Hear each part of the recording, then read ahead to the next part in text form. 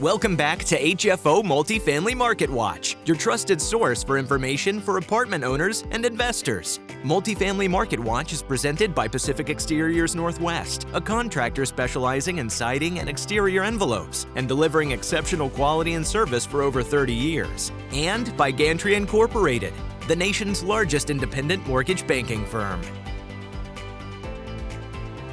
Welcome back to Multifamily Market Watch. I'm Greg Frick, partner at HFO Investment Real Estate, and today we have with us Michael Havlik. He's the PSU Center for Real Estate Academic Director in Property Management. I want to thank you. We've had you before. I think when we first started this position, and then even when you were back with Multifamily Northwest. So thanks for taking the time to sit and talk to the audience again. I think a lot of people, I don't know if they're familiar with, maybe highlight a little bit, the program's been in place, this new program at Portland State. Kind of give a broad overview for the audience that don't know or aren't familiar with that. So, Greg, thank you. We got feedback from our board of directors that we really needed to focus on undergraduates as well. So we had more students entering the industry at more kind of the entry-level jobs into those positions. So we started an undergraduate program for real estate property management, teaching both commercial and residential real estate to so both there's students, both office, retail, and multifamily. And what's neat about it is that we can offer real estate programs to both business students and non-business students as well. So we have a minor degree for a minor in real estate property management if you have a degree other than business. And then our business students like to combine maybe a finance degree with the property management certificate. Oh, interesting. And then I know one thing interesting about Portland State is because it is located in downtown Portland, is the tie between, local industry stakeholders. Maybe shine some light on how the management community is involved in this program, getting it off the ground. Well, actually, it's been great. We've got tremendous support from the management community. In fact, our board is comprised of 30 different practitioners in the real estate industry.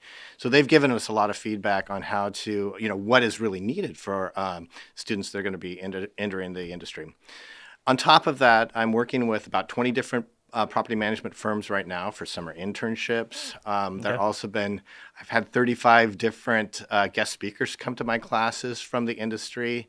And we also have companies that will perhaps host our Real Estate Emerging Leaders Club to their properties so that they can, get the feet on the ground and put a hard hat on and walk around and see the walls when they're open and understand how the buildings were designed and intended to be. Which is a very engaging group. I spoke to them a couple months ago. And, that's right. Right, Don, just kind of talking about how I got started in the business and kind of my take on that. So it was a very, very energetic group, very, very enthusiastic about the outlook. So it was great to see, young people thinking about getting into industry. And Greg, thank you for doing that, because I think it's the industry practitioners that really enrich the program for our students. And everybody who comes and talks to our students has been very generous with their own personal experiences, good and bad, and how they kind of came up into this industry. And I think it's really inspiring to students to hear local people talk about their own businesses and what they do and how they do it. Well, I know when I was at Portland State, I transferred there my junior year and studied finance, and I thought that was the biggest thing, is having local, stockbrokers, things like that, coming in and talking, and being that it was the only kind of university in downtown Portland, there was access to business leaders, and I thought it was a huge eye-opening, and just kind of seeing different paths that somebody could go in for a career. So with what's changed in property management, how do you get... when do people get exposed to this program? Is it when they come in as a freshman? Do they come in? How do you kind of get people into seeing this is available? That's a great question. So I do a lot of outreach to our business students, inviting them to attend events, visit with me. Our student body is a little bit different. We have a lot of transfer students in their junior year. So maybe they'll take their first 2 years elsewhere and then they'll transfer in. Yep. And so we make a point to reach out to those students and make sure that they know that this is available. We also, what's interesting is that we have a class called Property Management and Society, and it's got a waiting list for it right now. And it's a class that introduces students to real estate property management. Okay. And you can be in any degree field and be part of that class. And we find that people really develop a real interest in property management when they by go that through class being the introduction. Yeah, so it feeds a lot of people into that into our certificate and minor programs. So let's talk a little bit about some of the the insights on how has property management changed. So you've been in the business for a long time. What are you seeing the changes in? Has that changed the curriculum that maybe you would have done if this program was around 10 years ago to what we're doing today? Well, we have a lot more focus, I think, on technology. Okay. And and I know that we're going to talk about AI a little bit later, but I think that students are bringing in a lot of good technical skills, and those are needed now with more advanced property technology that they have on site. I think that when I started, students were coming out of that COVID time where they were a little bit more quiet, and I think our program was one that helped force students to live out loud a little more and be more advocate for themselves. And I find now that when we have guest speakers, my students kind of line up after class to shake hands with them and get maybe exchange cards and information and connect to them over LinkedIn. So. I'm really proud of our students, the way that they're really kind of stepping out and being more, I think, more assertive. Well, that was the experience I had. I mean, I've actually met with a couple after, we had spoke, and they came and reached out. So which was great. I mean, like I said, you just want to see somebody with enthusiasm wanting to get into business or find out to learn more. Property management's not an easy business for the most part. I mean, is there a surprise when students come in that, kind of about this track, or what's the feedback you get from that standpoint on, geez, I didn't know this was a career path I could go into, or, these are the skills I didn't know I needed? Well, there are a couple points where the students really get experience with the industry. I've been taking them to events with Multifamily Northwest, like the Spectrum Conference and Trade Show or the Maintenance Fair. Been taking them to IREM events as well. So they begin to meet folks that are actually working in the industry. Really the best, though, Greg, is summer internships. I've set up summer internships where students go off, work with the company. They're listening to the terminology and actually getting to properties, working in offices, doing some accounting, kind of cycling through the different operations. And they come back from that, I think, just standing taller and more confident and really doing better in the classes. They can see the applicability of all the things that we're doing once they've actually spent some time at a property management firm. And do you help firms set up kind of an internship if they haven't had an experience with having summer interns? I mean, do you sit and say, hey, let's try to map something out that's going to be beneficial for both? Greg, absolutely. In fact, I want to make it as easy as possible for firms to take on summer interns. And in fact, we've had real generosity from Multifamily Northwest, where they provided us with some funding so we can pay for students' tuition during their summer internship, so they get credit for it during the summer. Yeah, so so we have an internship class, and we set out the parameters for time and what they need to do and so forth. But we actually do make it very easy for the companies to host an internship for it could be fall, summer, or even spring. So there's different time periods where they could do that. Yes, and I think that the companies really benefit from that as well, having new students. They can put them to work on almost anything. Right. Sometimes they even sometimes do turns. They can do leasing. They can do some light accounting and get exposure to all of the systems that they have, as if they were taking on a new associate with their company. And then if in our industry, in our world, you also have some what we call like family offices that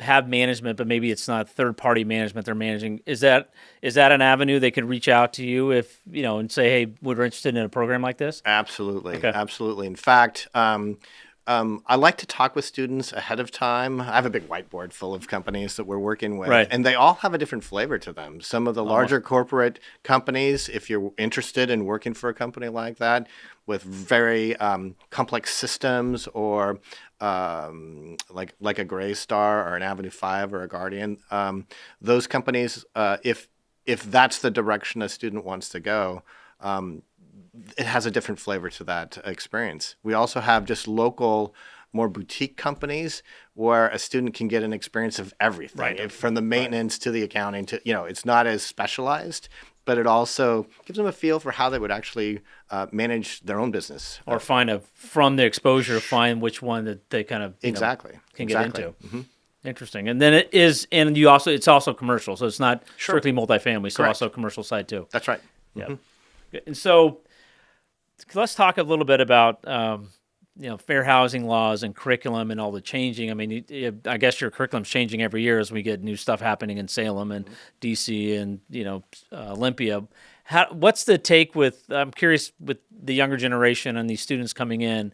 I mean, we'll bring up a little bit about AI. There's a big thing in the news. There's a class action lawsuit with AI coming from DC. There was City of Portland trying to pass banning AI. What's the students' take who have grown up with technology, who have grown up with phones, grown up with the internet from the time they were since they've been around?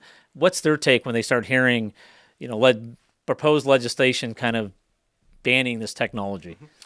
Actually, we've been following the evolution of technology both from the standpoint of rent setting. That's been ongoing for a while, so our classes have been following that. Okay. And we've also been looking at it from the standpoint of fair housing too, some of the implications through advertising and targeted marketing, the way that modern systems can do that. But I think first, I think that with respect to rent setting, certainly my students, when they read through both the federal, state, and local legislation that was proposed, I think that they responded that they're opposed to collusion in the market and understood the implications of the Sherman Antitrust Act and that sort of thing, which is really regulated by the Federal Trade Commission, which is probably the right level for that to be handled. Right, it's not a local jurisdictional issue. So they had concerns about algorithmic rent setting, but at the same time, students, understood, just coming through another class with like the hotel industry, how they set their prices, and other industries set prices now. There's kind of a different feeling about what is public and non-public information and what you can actually generate using AI programs. So I think that they see the importance of having a fair, level playing field and appropriate competition. At the same time, they're going to be using systems that do look at data differently, and they're scrubbing data from different sources. And it's just it's kind of like the bell's been rung, and it's going to be hard to go back from that. So maybe their response to the legislation is it could be a step behind, or the next step could be coming that would just obviate everything that's being passed now. So it's a really interesting thing to follow from an ethical standpoint. It's an interesting thing to follow from a fair housing standpoint as well. And in our classes, I always start our classes off with a discussion of business ethics and fair housing. That's kind of, we lead going in with hand in hand together. Going hand in hand together.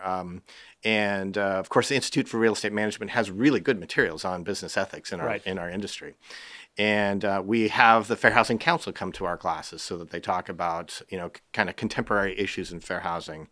And students respond very well to that. I think that our students are really good-hearted people. And I think those concepts resonate immediately with their students. And they're actually very happy to hear us talk about that in this industry because it's important to them. Well, and I think as you and I have talked about over the years about this, just the reputational, what you hear reputation-wise, people that are not in the industry doesn't really reflect the people that are in the industry because, you'll hear anecdotal stories about a one-off issue, but that's not a reflection. And, people use that as a reflection of the whole industry of rental housing providers and trying to give an education or shine a light on, look, there's bad apples in every industry. And if we're going to, highlight all that all the time, it's, it just gives a bad name for the industry.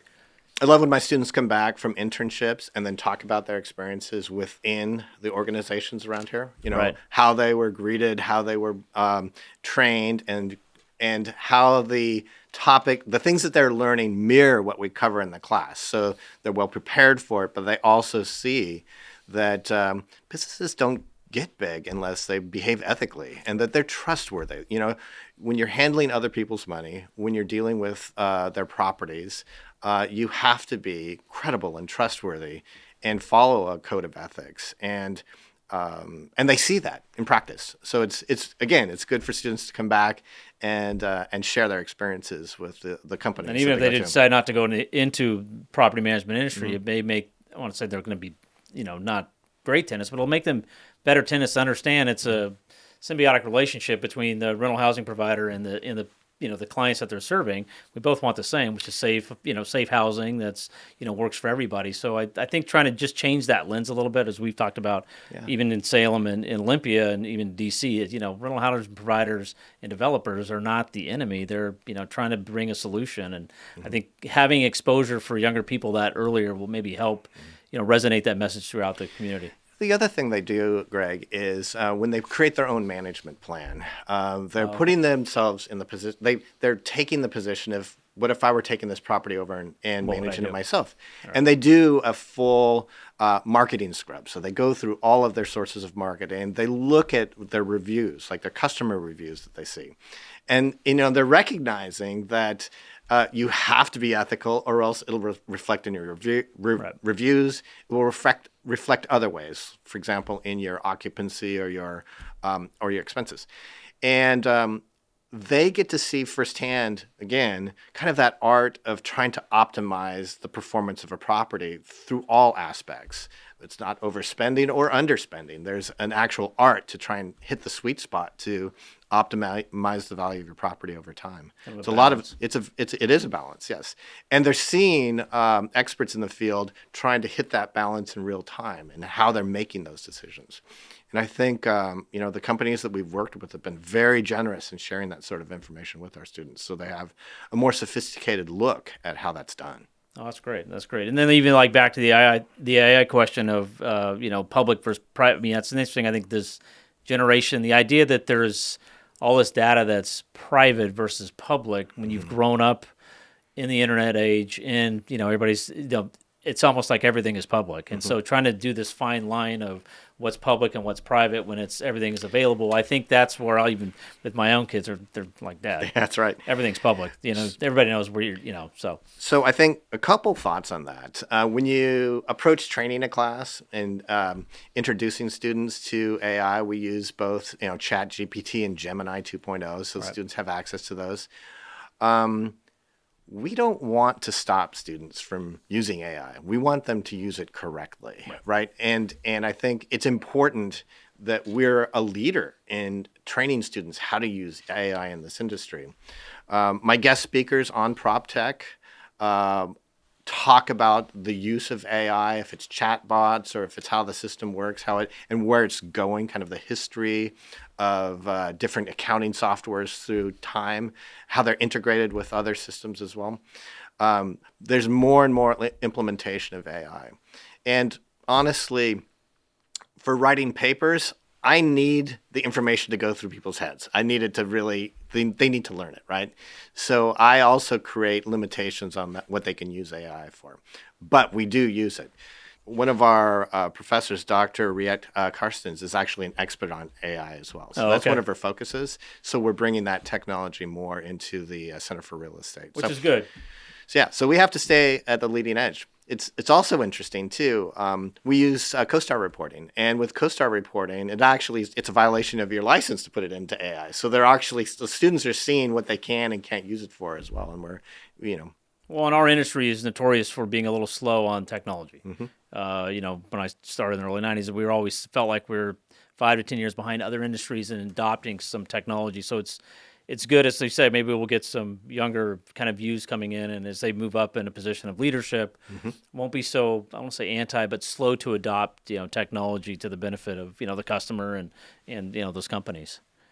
So what do you give, what kind of advice do you give to people thinking about entering the field of property management, if you had to? Well, I think, first of all, focusing on the technical skills, focusing on I like students that are coming through the finance programs and the business programs, but also it's interesting. I've had non-business degree students who are also just excel at writing and doing analysis, people coming from sciences or engineering or computer science. But certainly we focus on the technical skills, but also they have to have good people skills. This is definitely a people industry. They have to be able to analyze data, and they have to be able to express it. As you know, when you sit down with a client and you've got reams of data, and you have to be able to contextualize that for them. So professional writing and speaking is critical. Getting students away from writing like they might text somebody, right? So the the world doesn't the go writing 144 skills, characters. And it's interesting though, using CoStar reports, exposing students to good analysts that do write well in a very professional, active voice, very helpful. The things you can't train is that motivation and ambition, but we certainly bring in guest speakers that demonstrate how their ambition has gotten them far. And one of my catchphrases for my classes is that excellence is always in demand. So you should be the best at what you do. And I give my students pretty direct feedback on the first couple papers that come through, and I can see a real progression throughout the arc of a class with how they start to process things, how they write about it, and it's really fun to watch, actually. And how many students are currently in the program? I have 150 students in the that program. Are in the program now. Okay, great. Correctly, okay. The undergrad students in the program, right? And that's both people who are taking the minor and the certificate. And so it's growing. There's a lot of interest in real estate property management. There are a lot of students that have families that own some real estate, and that they're interested in managing it when they have the opportunity. They hear their parents lamenting about property management and think, maybe we can do a better job or as good of a job, and it's good for them to get exposure to that.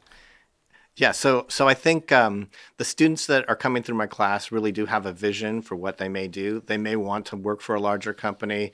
They may want to work in development. They may want to work in affordable housing is a specialty that students are very interested in now. And some like the commercial side of it. And some students actually want to develop their own portfolios. I have some students that already own real estate in my class, younger students that are starting to invest. And want to get an insight on management and what's... That's right. That's right. Well, I want to thank you for taking the time thank you for the program and spearheading this program, because we've talked before. I think getting younger people interested in property management and just an understanding of what it takes to be a rental housing provider and a manager of rental housing and development, I think, is great and very beneficial. I think adoption of technology will really help. So, I think the work you've done has been great. And, having for owners here in this market, having access to, if you want to look at getting an intern, you can reach out to Michael. The contact information below here is great. That's a huge benefit. And you may find the next star employee or, potential partner or something like that for the family business or for the management company. Thank you, Greg, for having me. Anytime. Thank you. And we'll see you again next time on Multifamily Market Watch. Thank you. Our entire office specializes in multifamily real estate, making HFO the largest multifamily brokerage in the Pacific Northwest. Your success is our passion. Build your legacy with HFO. Call 503-241-5541 or visit our website at hfore.com for more information. HFO is a member of Global Real Estate Advisors. Learn more at grea.com.